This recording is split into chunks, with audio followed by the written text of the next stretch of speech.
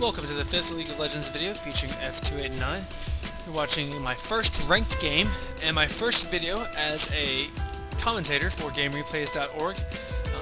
I've joined that organization and worked with them before on different games. Now I'm back working with them on League of Legends. It's a pleasure to do so. We've got our team is all GameReplays.org people. We've got myself as Ash, Solaris is playing as Udyr, Bram is playing as Sion, Marty JC is Dr. Mundo, we have Janna. So we have a support in Janna. Dr. Mundo is a tanky DPS, Sion's a tanky mage, Udyr's a tanky DPS, and Ash is a range carry. Enemy team has a Mumu, who will be a tank. Cho'gath will likely build tank. He could be a tanky mage if he builds AP. Aurelia will be tanky DPS, Kennen is a mage, and kog'maw is going to be their range carry. We're going to do a lot of different things in this match. Things that are sort of going to defy conventional wisdom. It all kind of all makes sense. You notice that we don't have on our team what I would call a traditional tank. An initiating tank who can go in and soak a lot of damage. We have tanky champs, but Dr. Mundo is not a tank. Sion, you can build him tank, but he's almost always built AP and is, I find, more effective AP. And of course, Udyr can be built tank, but can't really initiate. You know, our team doesn't really, strictly speaking, we don't have a true burst mage. Sion's gonna get kind of close. He's got 2 spells. I don't know that I'd consider him massive burst.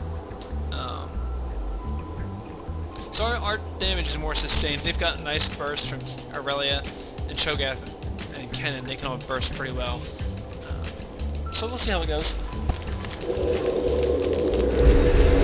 Hopefully the game volume isn't too loud. I tried to turn it down. I heard you guys were saying my game volume was up too loud last time. I tried to lower it a little bit, so hopefully that's okay. Now we're going to do something kind of strange with the laning assignments.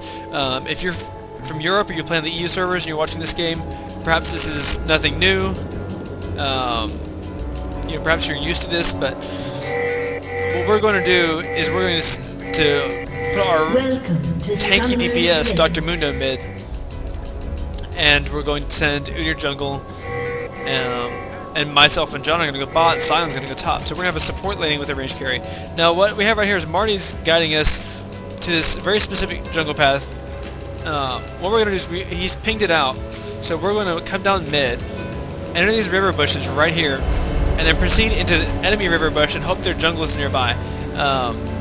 The reason we're doing this is because it's almost impossible to see us until we come bursting out of this bush, whereas if we come from this river entrance they can see us. So that's our plan. I kind of messed up with my pathing a little bit.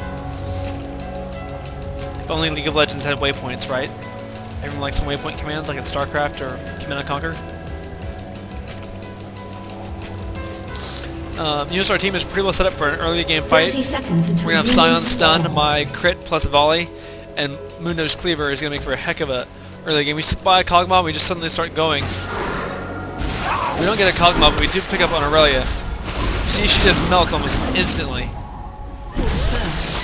We pursue kog'maw, do some pretty nice damage to him, but Cho'gath's going to throw up his spikes. We don't want to get caught by that, so we're going to come over here, we're going to slip a golem.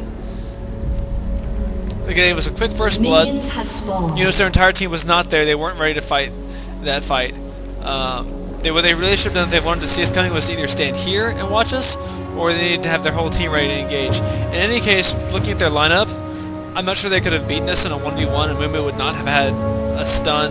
Kennen's would have had only one shuriken. I don't know what Aurelia takes, to be honest. I don't know what she takes first. We're going to steal their golem, to insult to injury.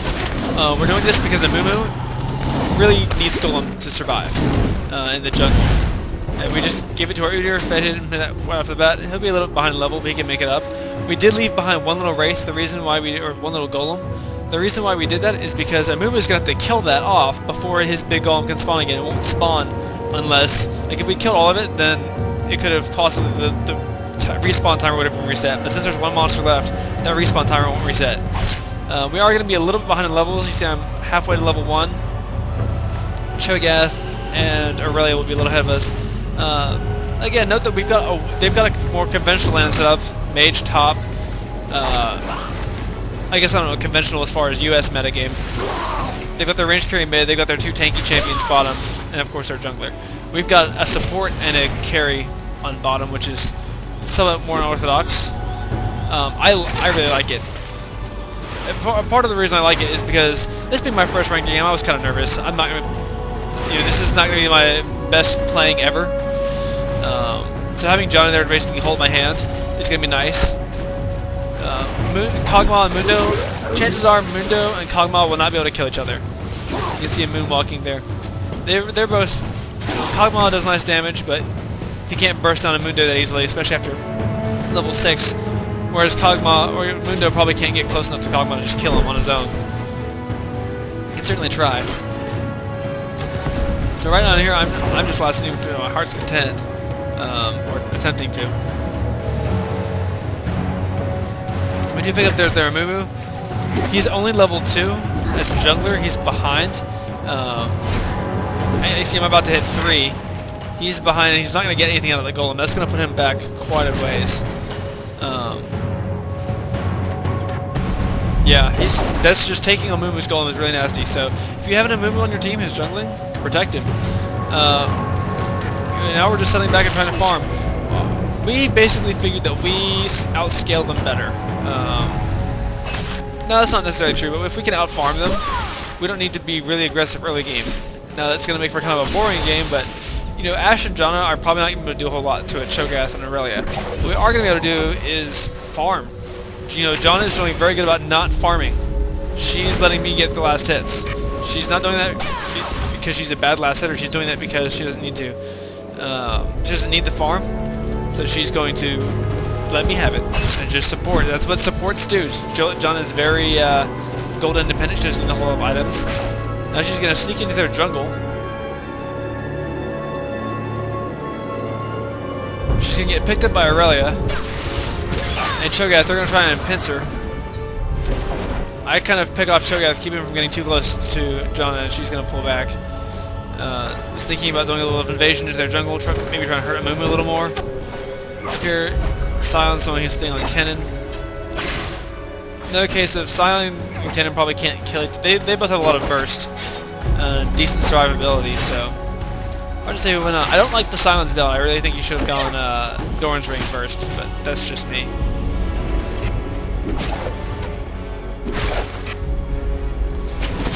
So yeah, we are happily farming away.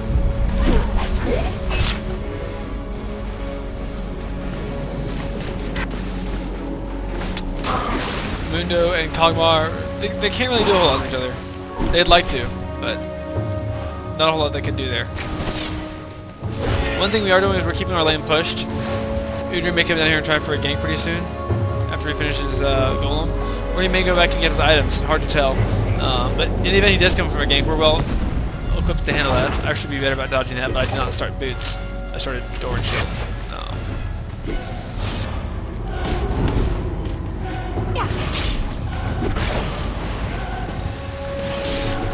Yeah, he may come try and gank. Let's see how it goes. Just keep an eye on things. These lanes are pretty evenly matched. Or if Aurelia and cho'gath can get close enough to me, they can do a lot of damage. I think I'm already bursting out pretty fast, but Janna's a good PO. She's got a slow, her whirlwind, and the shield. She's ideal for keeping me alive, so that's what she's going to do.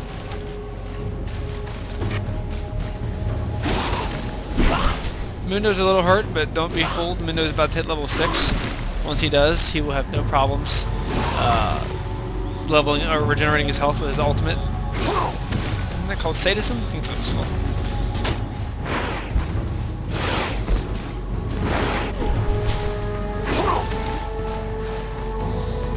And again, we've not pushed the lane past mid. We're being very careful about that. I'm not being very careful about dodging those. Udyr's going to come in for a gank. He's got his double buffs. We can do some damage to him. But they either suspect or they know that Udyr's here. Maybe they guess because we started playing more aggressive. Hard to say what exactly caused them to do that. I'm still getting nailed by that, which is embarrassing. By cho'gath's rupture. Udyr's waiting for me to get hit level 6 so I can fire my arrow. He may try and swing around. He may try to look for a Mumu.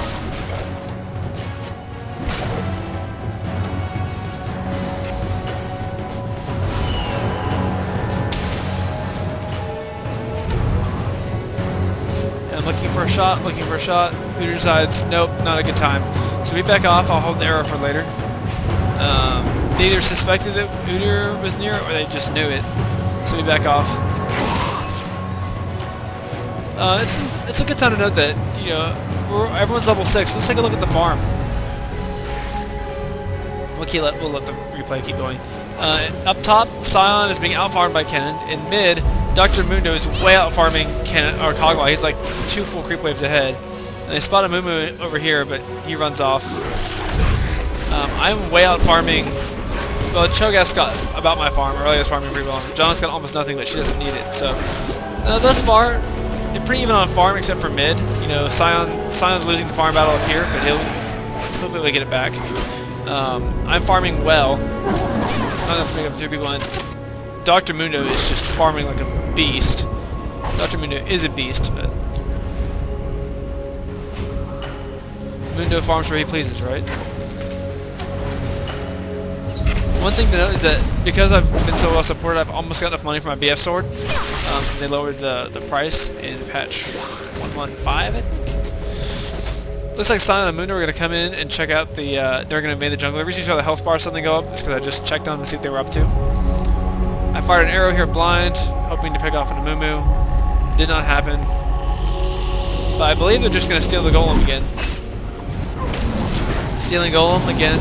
Really crippling Amumu because he hasn't had one yet. If you look at the time, he probably has not had a golem yet, so he's really hurting for golem. They get that. They do actually finish all the monsters off, which I disagree with. I would have left them alive. Janna gets really hurt. Cho'gath and Aurelia were playing kind of aggressive. They do a lot of damage to her, but she gets off. I tell her to go back. So she'll go back and heal. I'm a little hurt, but I can keep going for a little while. Of course, Cho'gath and Aurelia are almost impossible to harass. They both have excellent healing mechanisms. At least not before I have a BF sword. After I get a BF sword, we might be able to do something there. So we've had some tentative poking, but aside from that one kill really fast really early on Aurelia, not a whole lot.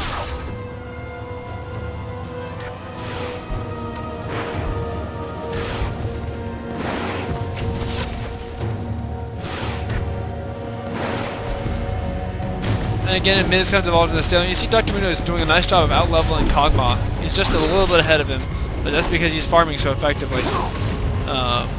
He's getting the experience. I don't know if should have been able to force Kog back. He could probably hit him with a cleaver a couple more times if he wanted to, but he doesn't need to. Mundo probably doesn't need to be worried too much about an Amumu gank, whereas if I was in mid, I'd have to be very worried about pushing this far forward for an Amumu gank. It'd be very risky. Mundo can pretty much go where he pleases.